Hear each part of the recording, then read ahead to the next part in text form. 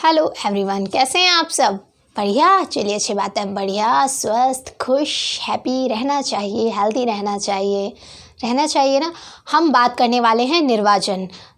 संसदीय प्रणाली में निर्वाचन प्रणाली चल रही है ना, तो निर्वाचन प्रणाली के तहत हम देखने वाले हैं कि अब तक क्या क्या सुधार किए जा चुके हैं, इस बारे में हम बात करेंगे। सबसे पहला सुधार किया था क्या, जो मतदान की आयु थी वो 21 वर्ष से घटाकर 18 कर दी गई। कितनी कर दी गई? 18। पहले कितनी थी? अगर आपसे शुरू में पूछे कि शुरू में स्टार्टिंग में मतदान की आयु कितनी थी, तो 21 वर्ष। 21 वर्ष से मतदान की आयु को घटाकर 18 वर्ष किया गया। ये सबसे पहला सुधार था। कब किया गया? 1989 में 61 यानी कि 61वें संशोधन के द्वारा। और 61वां संविधान संशोधन किया कब था? 1989 में। अनुच्छेद 326 था। क्या, कौन से अनुच्छेद में किया था संशोधन? 326 में। तो सबसे पहला जो सुधार था यही किया गया था। क्या किया गया था भाई? 21 साल से आपकी जो एज थी घटाकर मतदान की, उसको 18 वर्ष कर दिया गया था। वर्तमान समय में देखते हैं ना कि अगर आप 18 साल के हैं, 18 ईयर्स हैं, तब आप वोट करने जा सकते हैं, वोटिंग के लिए जा सकते हैं, वोट देने जा सकते हैं, और आप गए भी होंगे। राष्ट्रीय सम्मान अधिनियम 1971। क्या?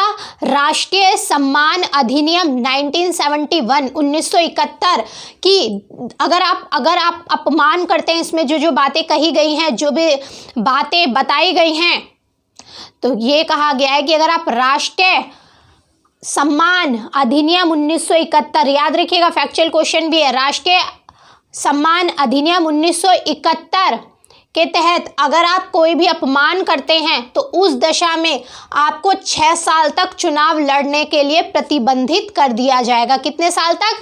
6 इयर्स। अगर आप इस तरीके की प्रक्रिया में संलिप्त पाए जाते हैं तो आप 6 साल तक चुनाव नहीं लड़ सकते।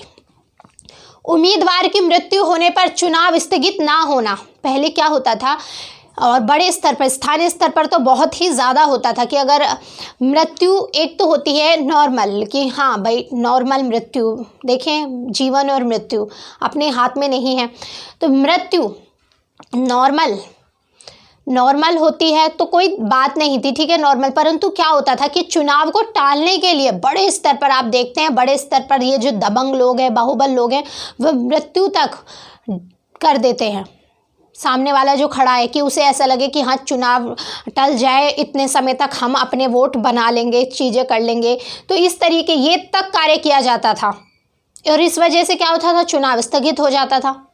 तो ये एक बात कही गई कि अगर किसी की मृत्यु होती है, आकस्मिक भी होती है या एक्सीडेंटल होती है, तो मृत्यु होती है तो चुनाव स्थगित नहीं किए जाएंगे। चुनावी कार्य में सहायता में लगे कर्मचारी चुनाव अवधि तक निर्वाचन आयोग के नियंत्रण में। आपको मैंने बताया था, जब सिफारिशें बताई थी और कमियां बताई थी, कि जो चुनाव में अधिकारी लगे होते हैं, क्योंकि जो चुनाव आयोग है, निर्वाचन आयोग है, उसमें 3 होते हैं, 3 लोग होते हैं, सिर्फ एक मुख्य चुनाव आयुक्त और 2 अन्य। अब वो तीनों लोग मिलकर तो पूरे देश में चुनाव नहीं करा सकते ना, या राज्यों में, तो उनको अलग से कर्मचारियों के, अधिकारियों की आवश्यकता होगी। और वो अधिकारी और कर्मचारी उनको कौन प्रोवाइड कराता है, कौन देता है? वो देते हैं हमारा केंद्र या राज्य। तो ये कहा गया है कि जब तक जो अधिकारी उनको दिए गए हैं, उनको प्रोवाइड किए गए हैं उनकी हेल्प करने के लिए, वो अधिकारी किसके प्रति जवाबदेह होंगे? चुनाव आयोग के प्रति ही जवाबदेह होंगे वो। परंतु कहीं ना कहीं इस चीज पे भी रहता है, क्योंकि है तो वो केंद्र या राज्य से ही ना, तो ये पूरी तरीके इस बात पर समय समय पर बात उठती रहती है कि उन्हीं के अपने कर्मचारी क्यों नहीं हैं, क्यों केंद्र और राज्य ही प्रोवाइड कराती है। परंतु ये कहा गया है कि जो वो कर्मचारी हैं वो जवाबदेह जो होंगे वो उन्हीं के लिए होंगे, चुनाव आयोग के प्रति जवाबदेह होंगे, उन्हीं के अंडर वर्क करेंगे, उन्हीं के अंदर, उन्हीं के दिशा निर्देशन में कार्य करेंगे। Electronic voting machine, EVM. पहले क्या होता था? पहले आप अगर चुनाव में मतदान करने अगर आप पहले कभी गए हो तब क्या होता था भाई, मैं तो जब चुनाव में मतदान करने के लिए पहली बार गई थी तो ईवीएम ही था, तो मैंने नहीं देखे हैं वो जो मत पत्र होते हैं ना जिस पे पहले ईवीएम तो नहीं था, तो भाई मैंने बिल्कुल नहीं देखा है।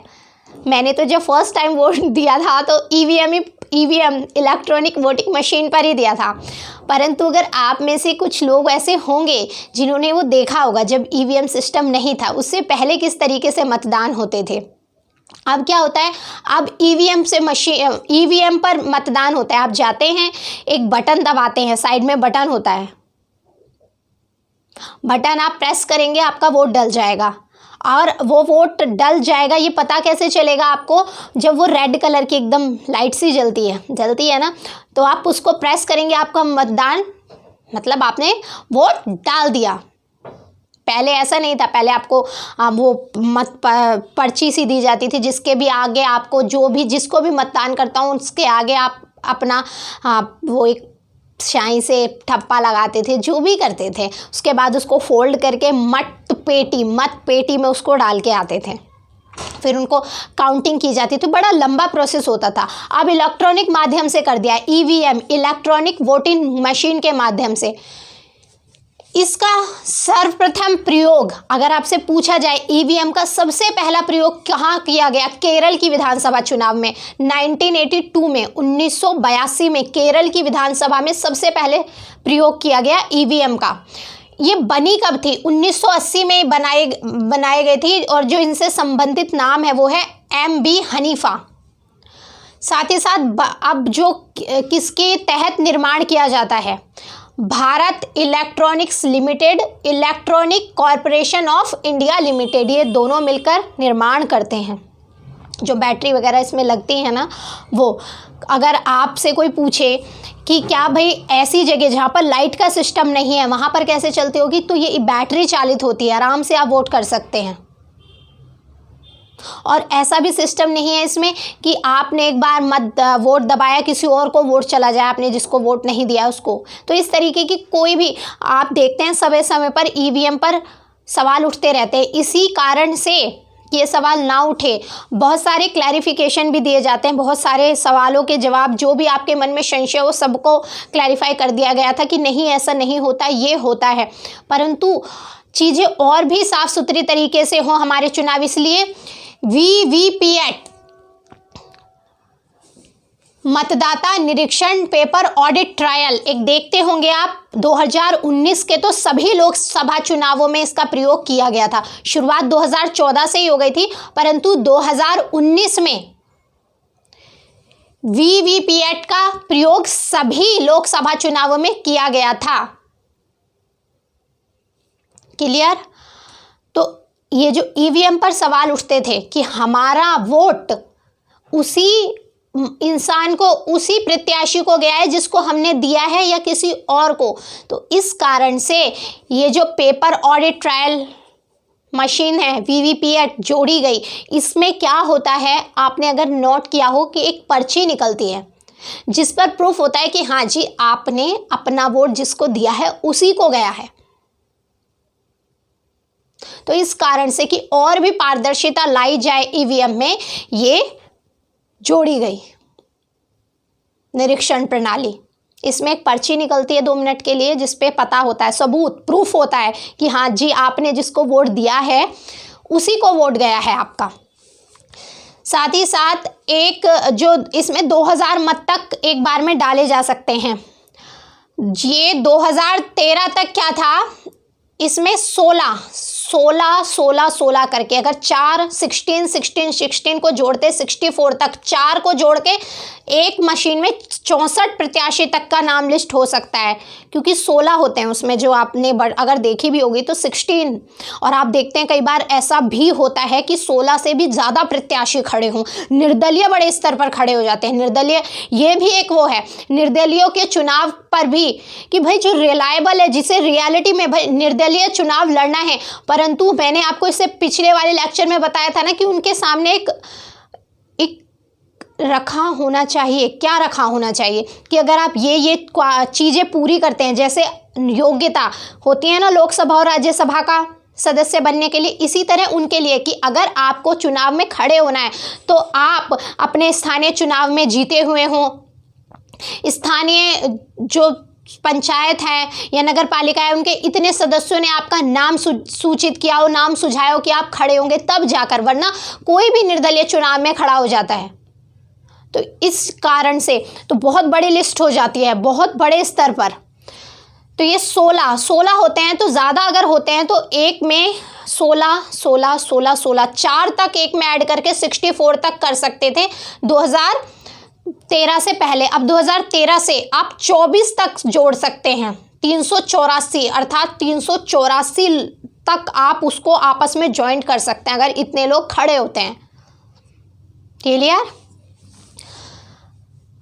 तो 1980 में इसको MB हनीफा जी के द्वारा निर्माण किया गया। ये नाम इन्हीं से जुड़ा हुआ है, याद रखिएगा। सबसे पहले केरल में प्रयोग किया गया।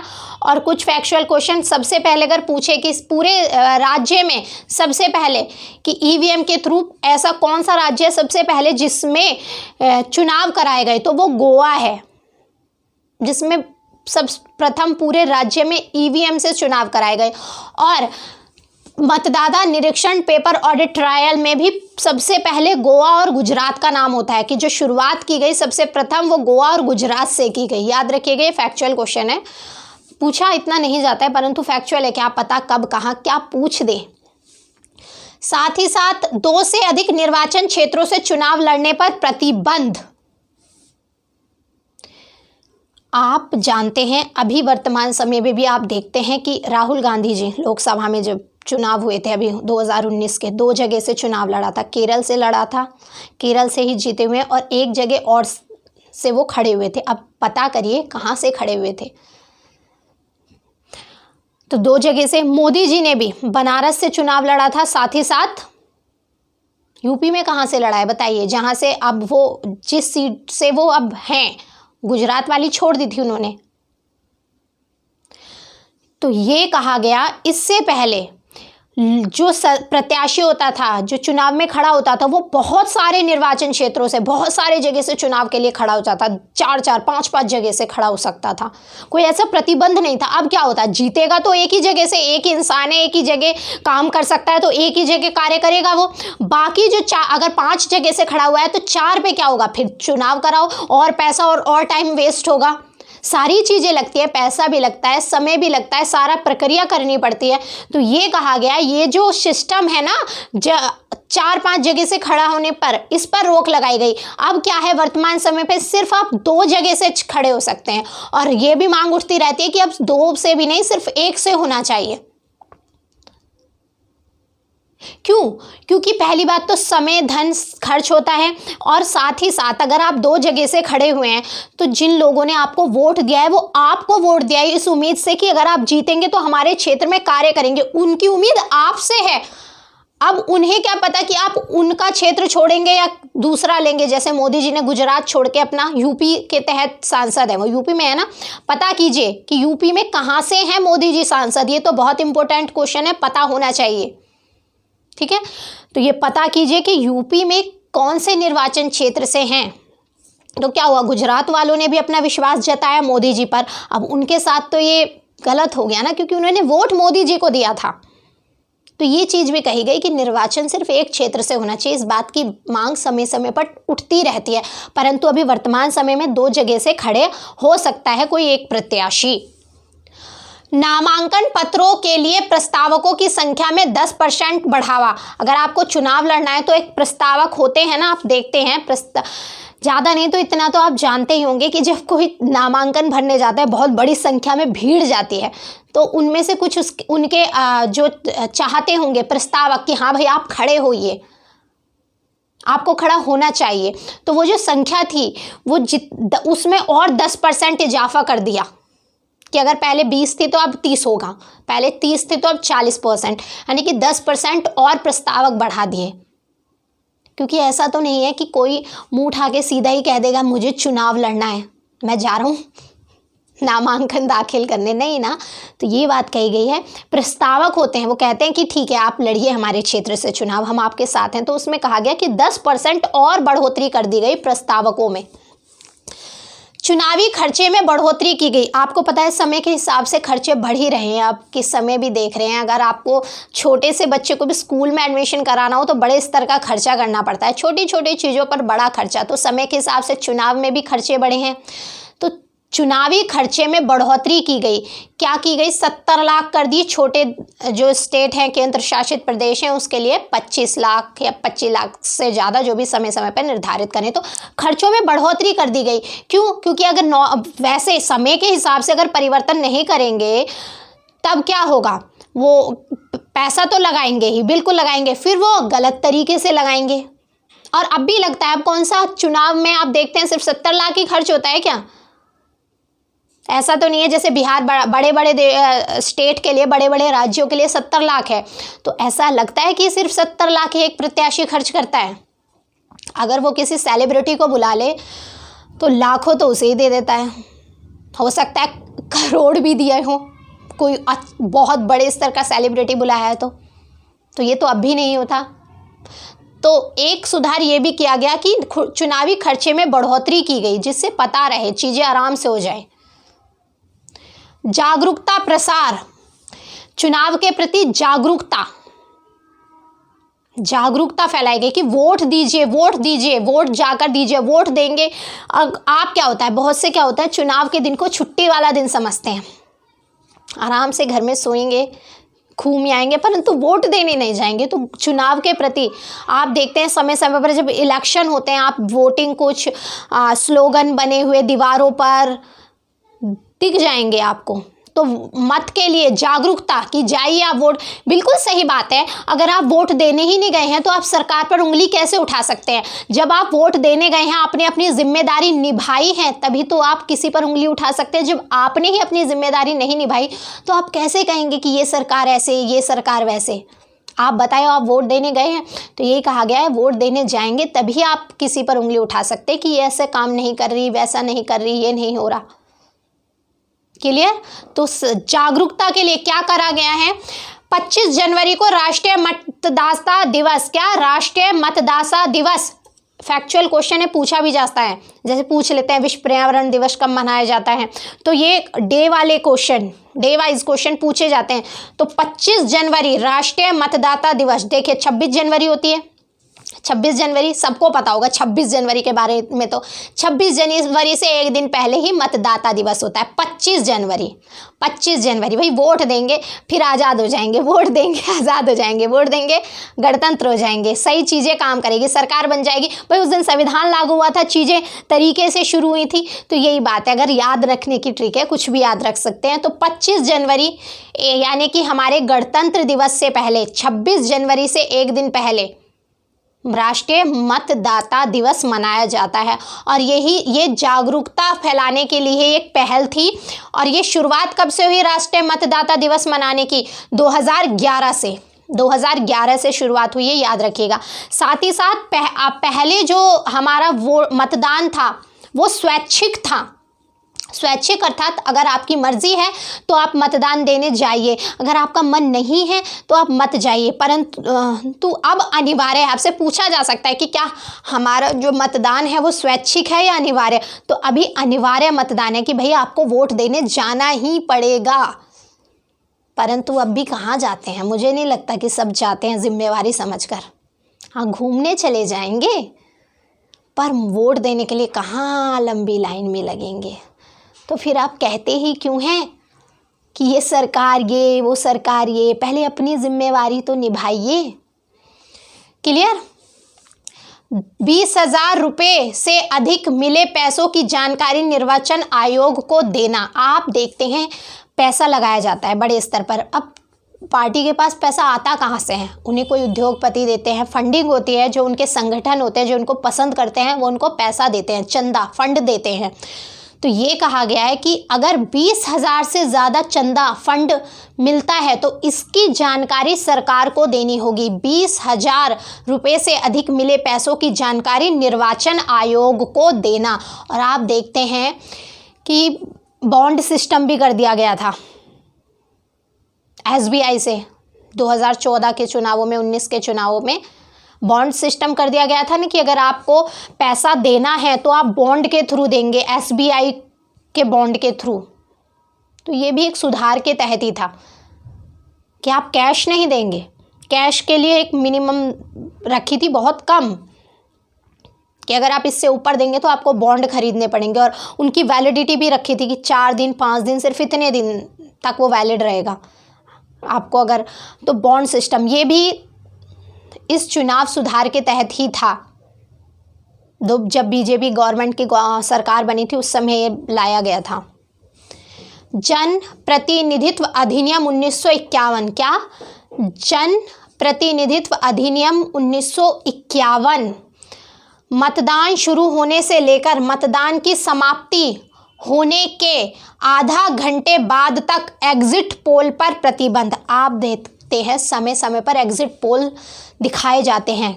किसके द्वारा दिखाए जाते हैं? मीडिया के द्वारा।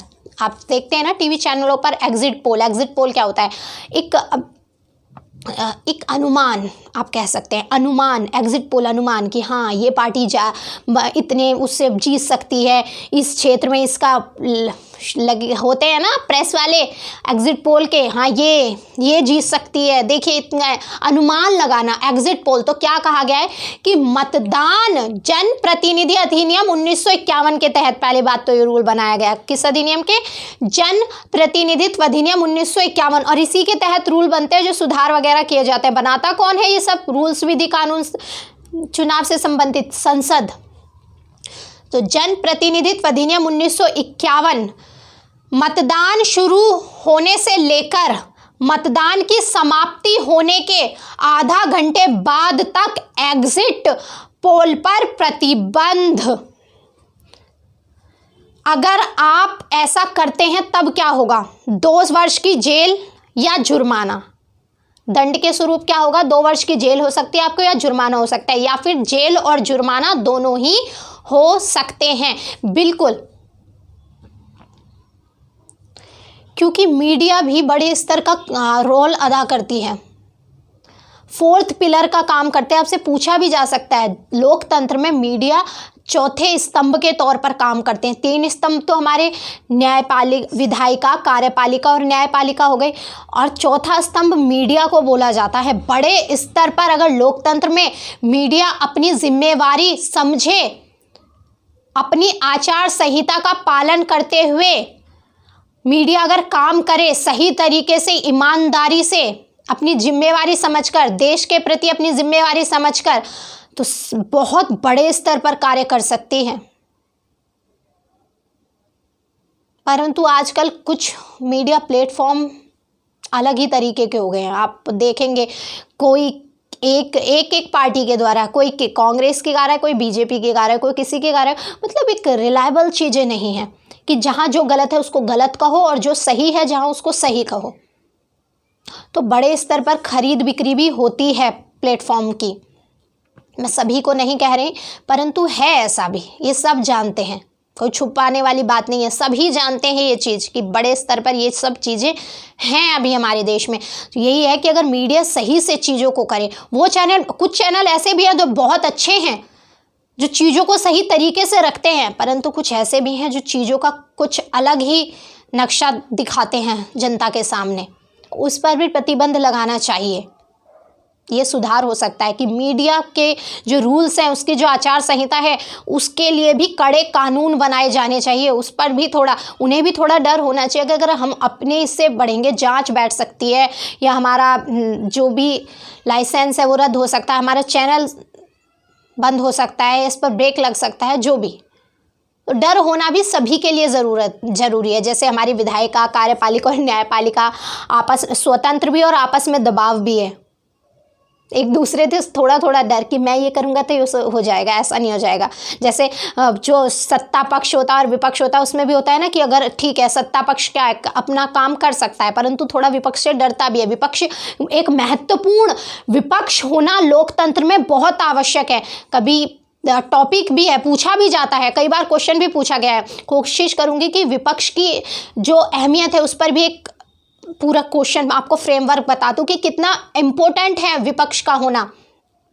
एक डर बना रहता है कि अगर हम सही से काम नहीं करेंगे तो हमारी आलोचना होगी। आलोचना करता है विपक्ष, अगली बार हम आएंगे या नहीं आएंगे, हमारी कैसी छवि रखी जाएगी।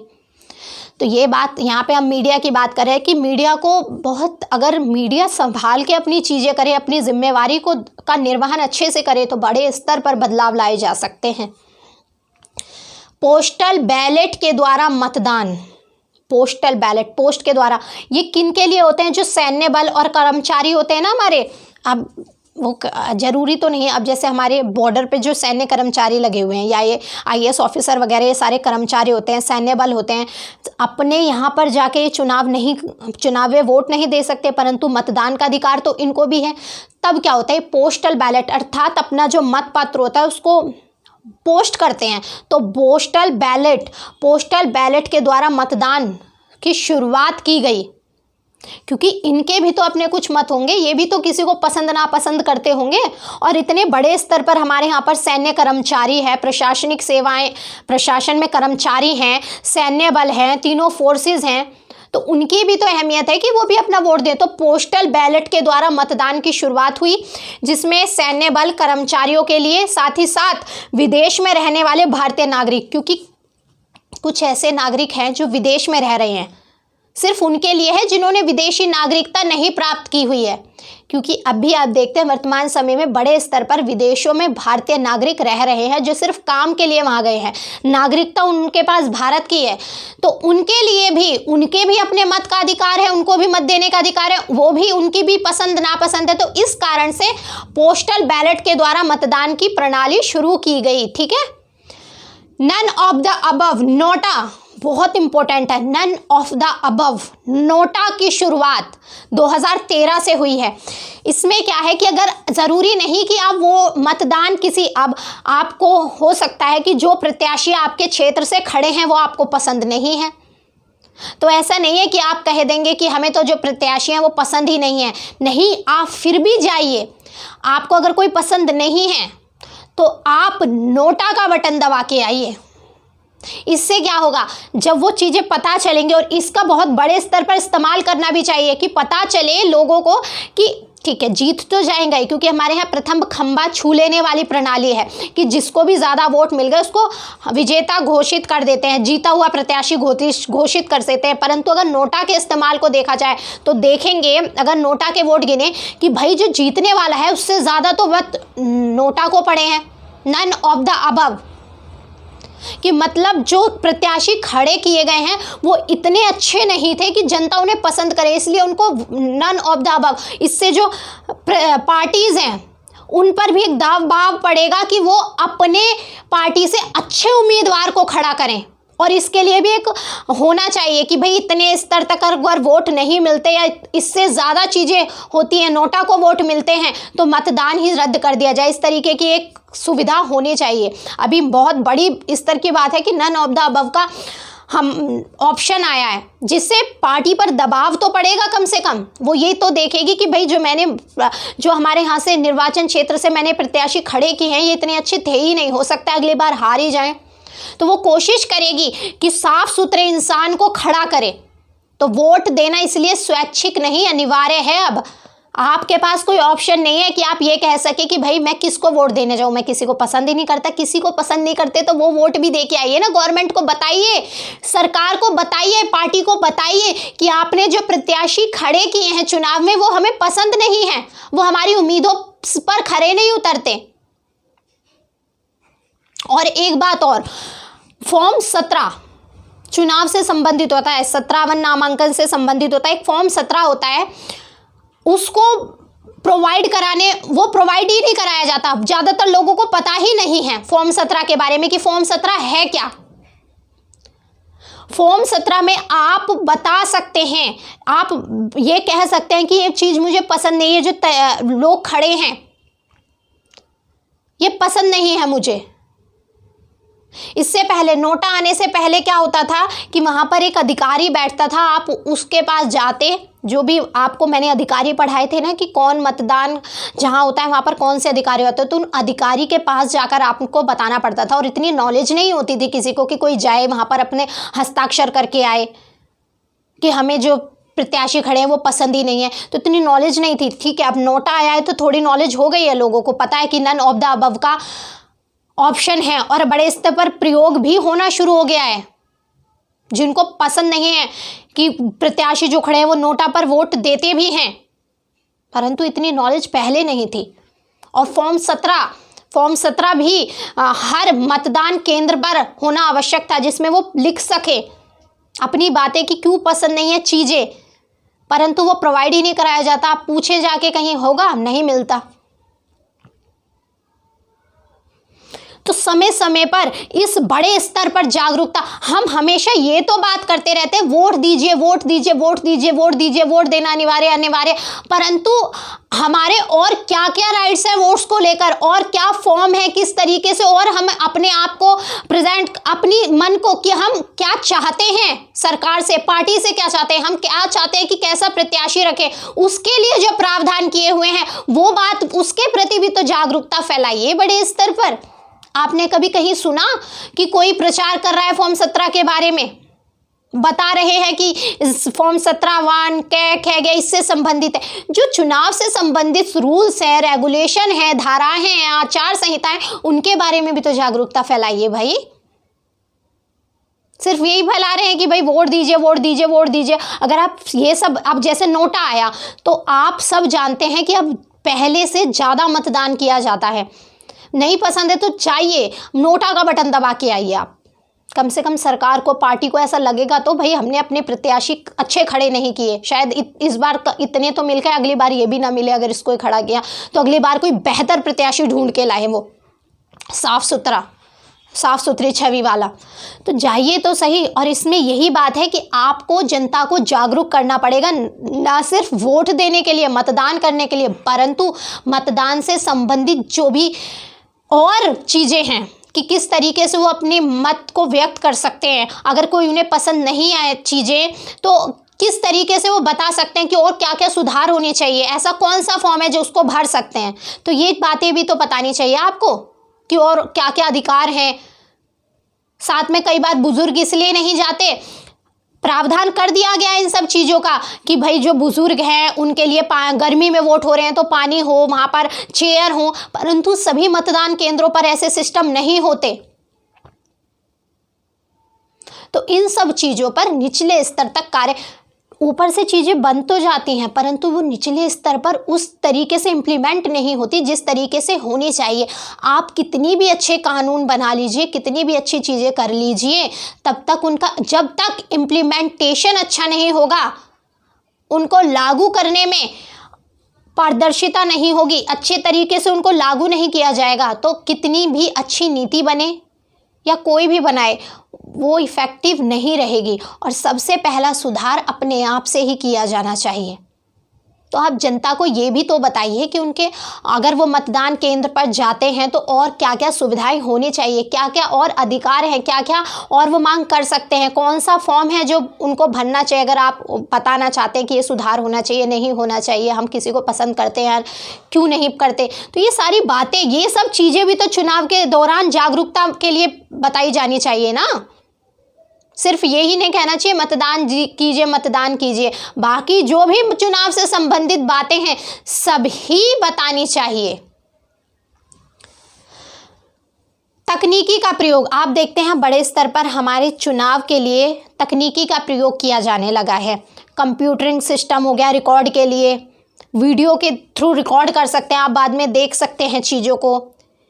साथ ही साथ जीपीएस, रियल टाइम निगरानी, अगर किसी हम इस तरीके के क्षेत्र में हैं जहाँ पर चुनाव कराना एक कठिन कार्य है तो जीपीएस के थ्रू काम किया जा सकता है। वहाँ पर सीवीजीएल ऐप है, एक आदर्श आचार संहिता, क्या आदर्श आचार संहिता लागू हो जाती है ना, तो अगर कोई उसकी अवहेलना करता है तो उसकी रिपोर्ट दर्ज करा सकते हैं। इसके लिए ऐप बना दिए गए हैं कि आप आसानी से रिपोर्ट दर्ज कर सकें उस पर। ये सारा काम किसके जरिए किया जाता है?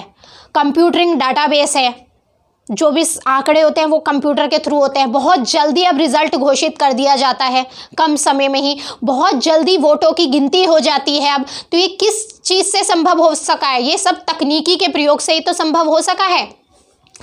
साथ ही साथ मतदाता निरीक्षण पेपर, अभी मैंने आपको बताया, ईवीएम के साथ ही बता दिया कि मतदाता निरीक्षण पेपर, वीवीपीएट पेपर और ट्रायल सिस्टम, जो एक पर्ची निकालने वाला पर्ची निकलती है, उसको ईवीएम के साथ जोड़ दिया गया है कि और पारदर्शी बन सके वोट, क्योंकि समय समय पर ईवीएम पर सवाल उठते रहते। आपने देखा दिल्ली में चुनाव हुए थे तब भी उठे थे सवाल, और ऐसे राज्य में केंद्र के चुनावों में उठते ही रहते हैं। कोई ना कोई पार्टी एक दूसरे पर, भाई देखिए लोकतंत्र है, आरोप प्रत्यारोप तो यहाँ पर चलते ही रहते हैं। और ये एक खासियत भी है।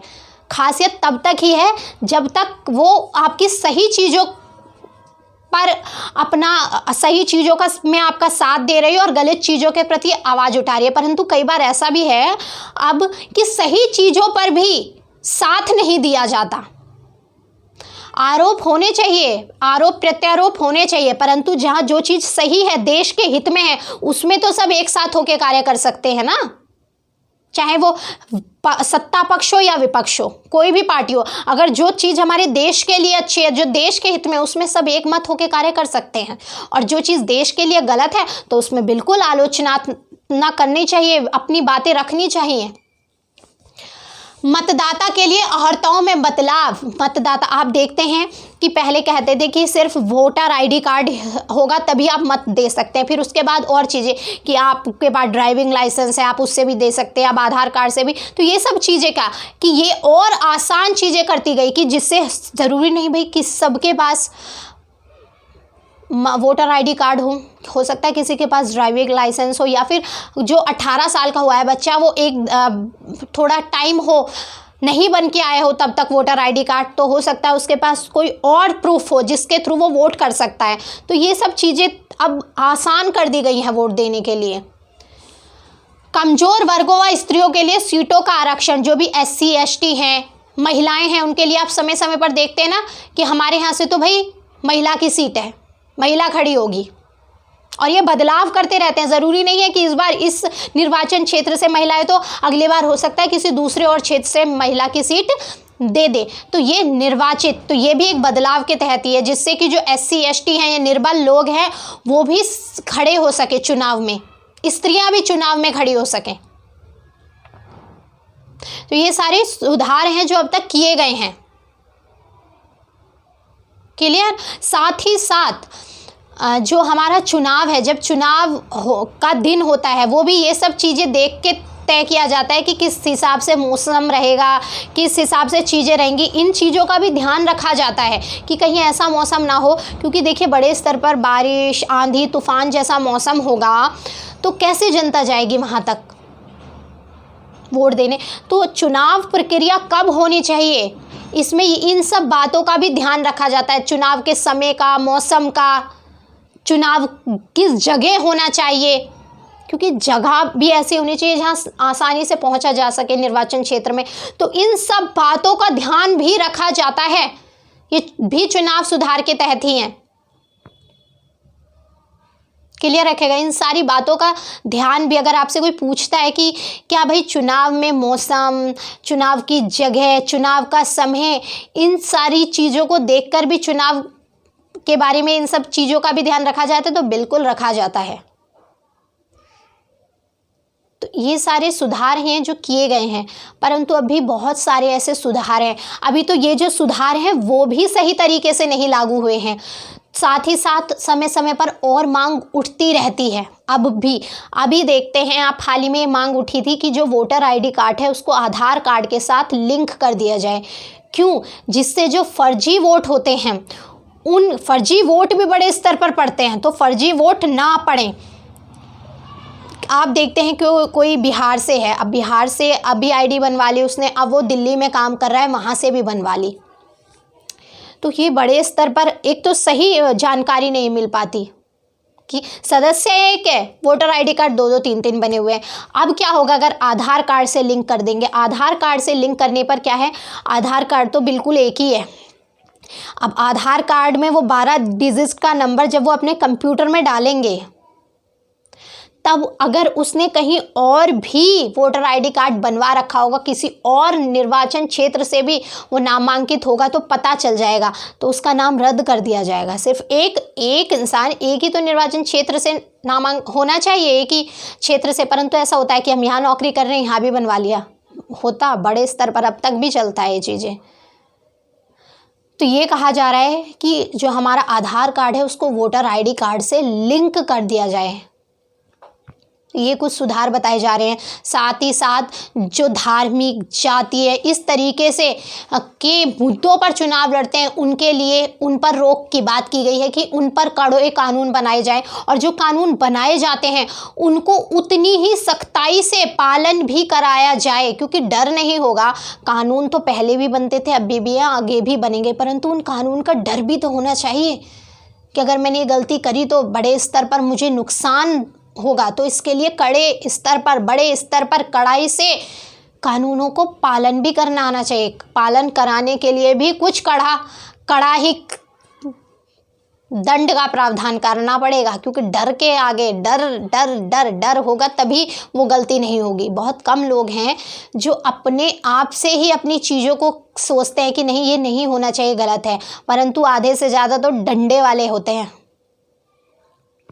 आप ही देख लीजिए, आप और हम क्या बचपन में अगर खेलने के लिए कह दे तो खेल तो पूरे दिन लेंगे, पढ़ने के लिए तभी चलेंगे जब मम्मी पापा टोकेंगे। बहुत कम बच्चे ऐसे होते हैं जो रियलिटी में बिना कहे पढ़ने बैठ जाते हैं। बच्चे ज़्यादातर ऐसे होते हैं जो मॉम डैड टोकेंगे, कहेंगे कि पढ़ लो, एग्ज़ाम है, मार्क्स कम, और फिर बच्चों को डर भी होता है कि अगर मार्क्स कम आए तो होगी पिटाई। इसी डर से तो बैठते, तो यही चीज़ें, इनको भी डर होना चाहिए, चाहे वो मीडिया प्लेटफॉर्म हो, चाहे वो जो मतदान में खड़े हो रहे हैं वो प्रत्याशी हैं, इन सबको भी डर होना चाहिए कि जो कानून है इनका पालन भी करना है। अगर नहीं किया तो बड़े स्तर पर दंड मिलेगा, और दंड ऐसा होना चाहिए कि वो गलती करते हुए सोचे। ऐसा ना हो कि आप कानून तो बनाए जा रहे हैं परंतु प्रत्याशियों को इनको कोई डर ही नहीं है, क्योंकि बहुत महत्वपूर्ण है। आप कितने भी अच्छे कानून ले आइए, नीति ले आइए, कुछ भी ले आइए, परंतु अगर उनको उतनी ही पारदर्शिता से लागू नहीं किया जाएगा तो बिल्कुल भी बड़े से बड़ा कानून भी कोई काम नहीं कर सकता। तो आपने समझी कि क्या क्या सुधार के लिए बातें की गई हैं और क्या क्या किए जाने चाहिए, क्योंकि ठीक है, सुधार तो होता रहता है, समय समय पर सुधार होना तो एक प्रक्रिया है, चलता रहेगा। आज कुछ सुधार है, कुछ और मांग उठेंगे, फिर सुधार होंगे, परंतु वो सुधार पारदर्शिता से लागू भी होने चाहिए, ईमानदारी से, ठीक है। और डर भी होना चाहिए। डर होगा कि अगर हमने ये कानून तोड़ा तो हमें बड़े स्तर पर इसका भुगतान करना पड़ेगा, तभी वो सोचेंगे, तोड़ते हुए 100 बार सोचेंगे। चलिए फिर आज के लिए इतना ही रखते हैं। धन्यवाद।